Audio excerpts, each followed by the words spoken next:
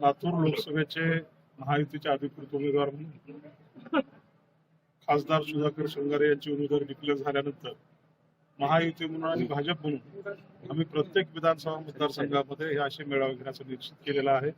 त्याची सुरुवात आज लातूर ग्रामीण विधानसभेचा मेळाव्याने झालेली आहे. इथून पुढच्या 3 ते 4 दिवसामध्ये सगळ्या जिल्ह्यामध्ये सगळ्या विधानसभा मतदारसंघामध्ये असे कार्यकर्त्यांचे बूथ प्रमुखांचे आणि प्रमुख पदाधिकाऱ्यांचे मेळावे होणार. सोशल मीडियावर मोठ्या प्रमाणात अशी चर्चा सुरू आहे की लातूरचे उमेदवार बदलतील आणि पक्षांतर्गत गटबाजी आहे. संभाजी पटेल हे काँग्रेसचा उमेदवार नाही, हा भारतीय जनता पक्षाचा नरेंद्र मोदींचा उमेदवार आहे. नरेंद्र मोदींनी घेतलेला निर्णय, नरेंद्र मोदींनी घेतलेला दिलेला उमेदवार ते बदलण्याचा काही विषय येत नाही.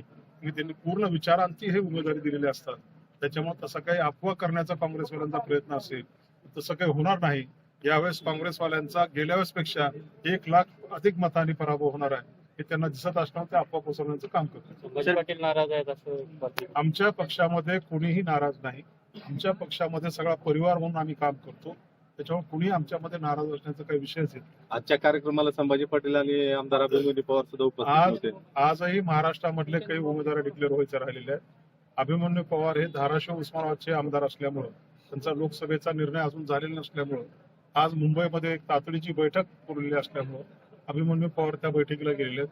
तसेच संभाजीराव सुद्धा अकोला लोकसभेचे प्रभारी आहेत. त्या संदर्भामधली बैठक असल्यामुळे ते त्या बैठकीला गेले. आज निलंगा शहरामध्ये आमच्या भारतीय जनता पक्षाचा महायुतीचा उमेदवार हे खासदार सुधाकर शृंगारेच आहेत आणि 100% 4 जूनला त्या लातूर लोकसभेचा प्रतिनिधी म्हणून खासदार सुधाकर शृंगारे 4 लाखाच्या अधिक मताधिक्याने निवडून गेलेले तुम्हाला दिसते. अभिमन्यू पवार साहेब इच्छुक आहेत लोकसभेसाठी. तो विषय माझा नाही, मी एक कार्यकर्ता आहे. इच्छुक तर आता आपल्या लातूर लोकसभेमध्ये 50 जण आमच्याकडे इच्छुक होते.